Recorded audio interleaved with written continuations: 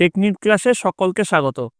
আজকের আমাদের আলোচ্য বিষয় ২০২৫ সালের প্রথম পর্যায়ক্রমিক মূল্যায়নের সপ্তম শ্রেণীর ভূগোলের সেট 1 এর প্রশ্ন এবং তার উত্তর। তোমাদের এই যে প্রশ্নোত্তর পর্বটি হবে সেটা নতুন নাম্বার বিভাজন অনুসারে হলিস্টিক কার্ড অনুযায়ী হতে চলেছে। মানে তোমরা জানো এর আগে তোমাদের সপ্তম শ্রেণীর পরীক্ষা হতো 15 নম্বরে, কিন্তু এবার থেকে তোমাদের পরীক্ষা হবে 30 নম্বরে। তার জন্য তোমাদের প্রশ্ন প্যাটার্ন কীরকম হবে সেটা আমাদের বিস্তারিত আলোচনা করব। তারপরে তোমাদের প্রশ্নোত্তর পর্বে আমি ঢুকবো।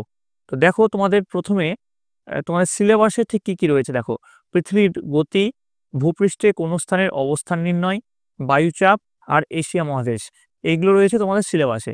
এবার দেখো তোমাদের নাম্বার বিভাজনটা কীরকম হবে, মার্কস ডিস্ট্রিবিউশন যেটা, সেখানে দেখো তোমাদের এমসিকিউ থাকছে 5টা, 1 নম্বরের প্রশ্ন হচ্ছে তোমার 10টা, 2 নম্বরের প্রশ্ন হচ্ছে 5টা এবং 5 নম্বরের প্রশ্ন থাকবে 1টা।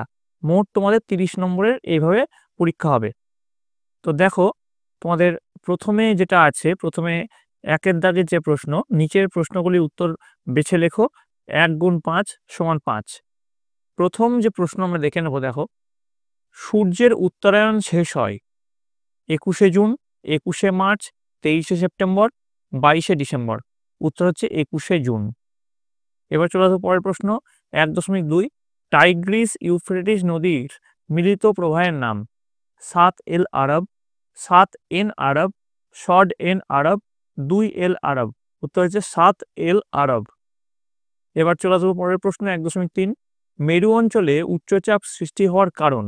সূর্যের বেশি তির্যক কিরণ, সূর্যের বেশি লম্ব কিরণ, পৃথিবীর উচ্চ আবর্তন বেগ, অধিক উষ্ণতা। এর যেটা সঠিক উত্তর সেটা হবে এ, সূর্যের বেশি তির্যক কিরণ। চলে আসবো পরের প্রশ্ন, স্বর্ণরেণু নদী বলা হয় ইয়াংসিকে, হোয়াংহোকে, সিকিয়াংকে, লেনাকে। উত্তর যেটা হবে অপশন এ, ইয়াংসিকে। পরের প্রশ্ন দেখো, প্রতি একক ক্ষেত্রফলে বায়ুর ওজনকে বলে। বায়ুর চাপ, নাকি ভার, নাকি আপেক্ষিক গুরুত্ব, নাকি বায়ু প্রবাহ। উত্তর হচ্ছে বায়ুর চাপ। এবার দেখো 2-এর দাগের যে প্রশ্ন, অর্থাৎ এখানে প্রতিটি প্রশ্নের মান থাকবে 1 করে। 10টা প্রশ্ন তোমরা পাবে 10। প্রথম প্রশ্ন, দ্রাঘিমা রেখা কাকে বলে। উত্তর লিখবে পৃথিবীর উত্তর মেরু থেকে দক্ষিণ মেরু পর্যন্ত উত্তর ও দক্ষিণে বিস্তৃত কল্পিত রেখাগুলিকে দ্রাঘিমা রেখা বলে। তারপরের যে প্রশ্ন, সমুদ্রপৃষ্ঠে বায়ুচাপের পরিমাণ কত। উত্তর দিবে 1013.25 মিলিবার। তারপরের প্রশ্ন, সৌর বছর কাকে বলে। উত্তর লিখবে পৃথিবী সূর্যকে প্রায় 365 দিনে একবার প্রদক্ষিণ করে, এই সময়টাকে সৌর বছর বলা হয়। তারপরের যে প্রশ্ন, বায়ুতে জলীয় বাষ্পের পরিমাণ বাড়লে বায়ুর চাপ বৃদ্ধি পায়, এটা সত্য না মিথ্যা লিখতে বলেছে। উত্তর হচ্ছে মিথ্যা। এবার দেখো পরের যে প্রশ্ন, দেখো 2.5, নিম্ন অক্ষাংশ কাকে বলে। উত্তর লিখবে নিম্ন নিরক্ষরেখার উভয় দিকে 0 থেকে 30 ডিগ্রি অক্ষাংশকে নিম্ন অক্ষাংশ বলে। তারপরের যে প্রশ্ন, সূর্যের বার্ষিক আপাত গতি অনুসারে 23.5 ডিগ্রি উত্তর সমাক্ষরেখা সূর্যের উত্তরায়ণের শেষ সীমা, সত্য মিথ্যা নির্বাচন করো। উত্তর হচ্ছে সত্য। 2.7, এশিয়া মহাদেশে মোট দেশের সংখ্যা কয়টি। উত্তর হচ্ছে 48টি। তারপর প্রশ্ন, বিশ্বের বাজারে খনিজ তেলের দাম কত হবে তা ঠিক করে কে। এটা শূন্যস্থান পূরণ করতে বলেছে। উত্তর হবে ওপেক, OPEC। নেক্সট 2.9, ড্যাশ তারিখে কুমিরুতে 24 ঘন্টায় দিন, এটাও শূন্যস্থান পূরণ করতে বলেছে। তো এটার উত্তর হবে 22শে ডিসেম্বর। পরের প্রশ্ন দেখো, অক্ষরেখার অপর নাম কি। উত্তর লিখবে সমাক্ষরেখা। বোঝা গেল। এবার দেখো চলে আসছি তোমাদের 3-এর দাগের প্রশ্ন, নিচের প্রশ্নগুলি সংক্ষেপে উত্তর দাও, যে কোনো 5টি। প্রতিটি প্রশ্নের মান আছে এখানে 2 করে।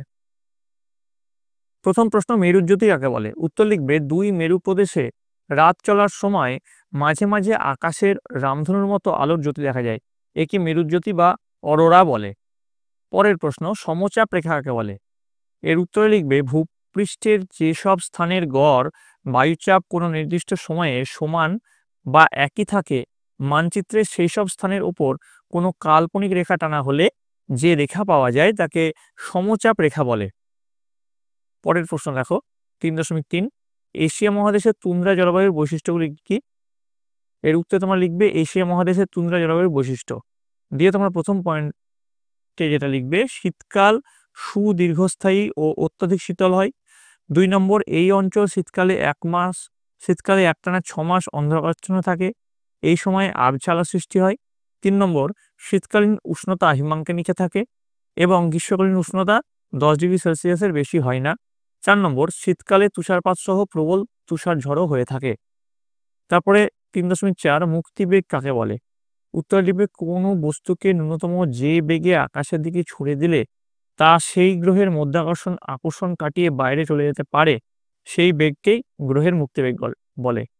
আচ্ছা, পৃথিবীর মুক্তিবেগ কত সেটা যদি তোমরা জানো কমেন্ট লিখে অবশ্যই জানাবে, এবং অবশ্যই কে কোথা থেকে দেখছো এবং কে কোন স্কুল থেকে দেখছো সেটা লিখতে কখনোই ভুলবে না। পরের যে প্রশ্ন দেখো, ভূপৃষ্ঠের কোন স্থানের অবস্থান কিভাবে নির্ণয় করা যাবে? এর উত্তর তোমরা কি লিখবে? পৃথিবীর উপর অবস্থিত কোনো স্থানের অবস্থান নির্ণয় করতে গেলে অক্ষরেখা ও দ্রাঘিমা রেখার অবস্থান দেখতে হবে। ভূপৃষ্ঠের ওপর অক্ষরেখা ও দ্রাঘিমা রেখাগুলি পরস্পর ছেদ করে ভূপৃষ্ঠের ওপর একটি জালের সৃষ্টি করেছে। একে বলা হয় ভৌগোলিক গোলক। এই ছেদবিন্দুর অবস্থান দেখে কোনো স্থানের অবস্থান নির্ণয় করা যায়। তারপর প্রশ্ন, সাইবেরীয় জলবায়ুর প্রধান বৈশিষ্ট্য কি? উত্তর লিখবে, রাশিয়ার সাইবেরিয়া ও শাখালিন দ্বীপপুঞ্জে সাইবেরীয় জলবায়ু দেখা যায়। এখানে অতি শীতল ও দীর্ঘস্থায়ী শীতকাল দেখা যায়। বছরের 7 থেকে 8 মাস বরফ পড়ে। উষ্ণতা থাকে হিমাঙ্কের নিচে। গ্রীষ্মকালে গড়ে 15 ডিগ্রি সেলসিয়াস উষ্ণতা থাকে। যে বানানগুলো ভুল হয়েছে এগুলো টাইপিং মিস্টেক, এগুলো তোমরা ঠিক করে নিও। পরের প্রশ্ন, 4 দাগের প্রশ্ন, নিচের প্রশ্নগুলোর উত্তর দাও, যে কোনো একটি, প্রতিটি প্রশ্নের মান হচ্ছে 5 করে। প্রথম যে প্রশ্ন আমরা দেখে নেব, দেখো 4.1, এশিয়ার জলবায়ু কিভাবে স্বাভাবিক উদ্ভিদকে প্রভাবিত করে? তো এর যেটা উত্তর সেটা দেখো, কোনো দেশ বা মহাদেশের জলবায়ুর সঙ্গে স্বাভাবিক উদ্ভিদের একটি নিবিড় সম্পর্ক থাকে। জলবায়ুর উপর নির্ভর করে স্বাভাবিক উদ্ভিদের বৈশিষ্ট্য। এশিয়া মহাদেশের নানান ধরনের জলবায়ু এই মহাদেশের স্বাভাবিক উদ্ভিদকে প্রভাবিত করেছে। সেগুলি হলো: 1, এশিয়া নিরক্ষীয় অঞ্চলের স্বাভাবিক উদ্ভিদ। দিয়ে এই পয়েন্ট দিয়ে তোমরা লিখবে, সারা বছরের অত্যধিক উত্তাপ ও প্রচুর বৃষ্টিপাতের জন্য মালয়েশিয়া, ইন্দোনেশিয়া, সিঙ্গাপুর এ গভীর চিরহরিৎ নিরক্ষীয় অরণ্যের সৃষ্টি হয়, যথা মেহগনি, এবনি, রোজউড, পাম ইত্যাদি। 2 নম্বর, এশিয়ার মৌসুমী অঞ্চলের স্বাভাবিক উদ্ভিদ। এই পয়েন্ট দিয়ে তোমরা লিখবে, মৌসুমী জলবায়ু অঞ্চলে মায়ানমার, কম্বোডিয়া, ভিয়েতনাম প্রভৃতি স্থানে বৃষ্টিপাতের তারতম্য অনুসারে স্বাভাবিক উদ্ভিদের তারতম্য দেখা যায়। যেমন বেশি বৃষ্টিপাতযুক্ত স্থানে রোজউড, মেহগনি, দেবদার, বাঁশ প্রভৃতি চিরহরিৎ গাছের ঘন অরণ্য দেখা যায়। কম বৃষ্টিপাতযুক্ত অঞ্চলে সেগুন, শাল, শিমুল, জারুল, পলাশ, আম, জাম, কাঁঠাল ইত্যাদি গাছ জন্মায়। 3 নম্বর, এশিয়ার ভূমধ্যসাগরীয় অঞ্চলে উদ্ভিদ। দিয়ে লিখবে, তুরস্ক, সিরিয়া, লেবানন প্রভৃতি স্থানে ভূমধ্যসাগরীয় জলবায়ু অঞ্চলে জলপাই, ইউক্যালিপটাস, লেবু, কর্ক, ওক, অলিভ প্রভৃতি গাছ এবং লরেল, ল্যাভেন্ডার, রোজমেরি প্রভৃতি ঝোপঝাড় জাতীয় গাছ জন্মায়। তারপরে পয়েন্ট দেবে, নাতিশীতোষ্ণ তৃণভূমি বা স্টেপস অঞ্চলের উদ্ভিদ। দিয়ে লিখবে, কম বৃষ্টিপাতের জন্য দক্ষিণ পশ্চিম সাইবেরিয়া ও পূর্ব মঙ্গোলিয়ার স্টেপস অঞ্চলে কাঁটাযুক্ত ঝোপঝাড় জন্মায় ও বেটে ঘাস জন্মায়। এগুলো কিন্তু তোমরা সুন্দর করে খাতায় টুকে নেবে। পরের যে তোমাদের 6 নম্বর পয়েন্ট সেটা দেখো, মাঞ্চুরিয়া অঞ্চলের উদ্ভিদ। দিয়ে তোমরা লিখবে, মাঞ্চুরিয়া ও উত্তর জাপানে পাইন, ফার, স্পুস ইত্যাদি সর্ববৃহৎ গাছ জন্মায়। 7 নম্বর পয়েন্ট দিবে, তৈগা বা সাইবেরিয়া জলবায়ুর উদ্ভিদ। দিয়ে লিখবে, উত্তর রাশিয়া ও উত্তর সাইবেরিয়া তৈগা অঞ্চলে তুষারপাত হয় এবং ভূমি বরফে ঢাকা থাকে। এই পরিবেশে পাইন, ফার, স্পুস ও সিডার ইত্যাদি গাছ জন্মায়। তারপরে 8 নম্বর পয়েন্ট দিবে, দিয়ে লিখবে, চীন দেশীয় জলবায়ু অঞ্চলের উদ্ভিদ। দিয়ে লিখবে, চীনের উত্তরাংশ ও মধ্যভাগ, দক্ষিণ কোরিয়া ও জাপানে চীন দেশীয় জলবায়ু অঞ্চলে উষ্ণ ও বেশি বৃষ্টিপাতযুক্ত আর্দ্র জলবায়ু চিরসবুজ বা চিরহরিৎ উদ্ভিদ জন্মানোর অনুকূল পরিবেশ সৃষ্টি হয়েছে। ওক, কর্পূর, ক্যামেলিয়া, ম্যাগনেলিয়া, বাঁশ হলো এখানকার মূল্যবান গাছ। 9 নম্বর পয়েন্ট, ক্রান্তীয় মরুভূমি অঞ্চলের উদ্ভিদ। দিয়ে লিখবে, আরব মরুভূমি ও ভারত পাকিস্তানের থর মরুভূমিতে জলের অভাবে বড় বড় গাছপালা বিশেষ থাকে না। ফণিমনসা, ক্যাকটাস, অ্যাকেসিয়া, বাবলা প্রভৃতি গাছ দেখা যায়।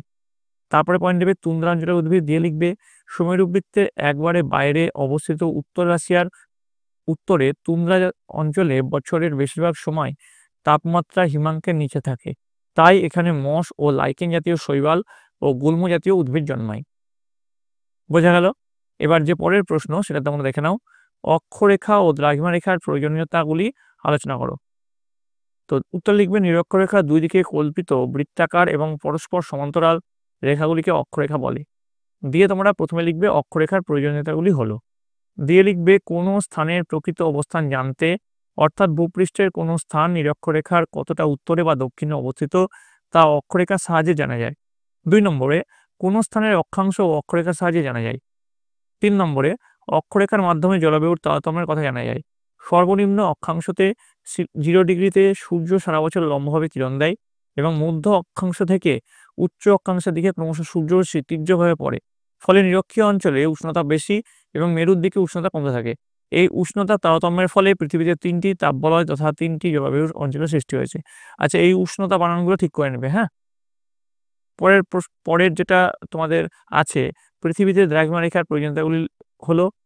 দিয়ে 1 নম্বর পয়েন্ট দিবে, কোনো স্থানের অবস্থান নির্ণয়ে, অর্থাৎ কোনো স্থান মূল মধ্যরেখা থেকে কতটা পূর্ব বা পশ্চিমে অবস্থান করছে তা জানতে সাহায্য করে দ্রাঘিমা রেখা। 2 নম্বর লিখবে, পৃথিবীর কোনো ক্ষুদ্র স্থান বা অঞ্চলের উপর দিয়ে কল্পিত দ্রাঘিমা রেখা সেখানকার স্থানীয় সময় নির্ণয়ে সাহায্য করে। 3 নম্বর লিখবে, পৃথিবীর যে সমস্ত অঞ্চলের উপর দিয়ে একাধিক দ্রাঘিমা কল্পনা করা হয়েছে সেখানে একটি বিশেষ দ্রাঘিমাকে প্রমাণ ধরে অঞ্চলটির প্রমাণ সময় নির্ণয় করা হয়। 4 নম্বর লিখবে, একমাত্র 180 ডিগ্রি দ্রাঘিমা রেখা পূর্ব ও পশ্চিম গোলার্ধের তারিখ নির্ণয় ও বিভাজনে সাহায্য করে।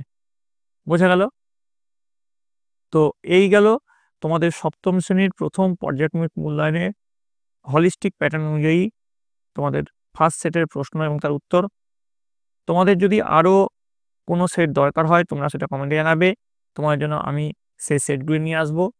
তোমরা তোমাদের বইগুলি খুঁটিয়ে পড়ো এবং এই প্রশ্নগুলো প্র্যাকটিস করো। এইগুলোই যে হুবহু তোমাদের পরীক্ষায় আসবে তার কোনো কারণ নেই। তোমাদের জন্য আরও সেটের প্রশ্নগুলো নিয়ে আসবো। সেই সবকটা সেট তোমরা যদি করো এবং বইটা খুঁটিয়ে যদি পড়ো তাহলে দেখবা পরীক্ষায় তোমরা 100% কমন পেতে চলেছো। তো তোমরা সকলে ভালো করে মন দিয়ে পড়াশোনা করো। তোমরা সকলে ভালো থাকবে, তোমরা সকলে সুস্থ থাকবে।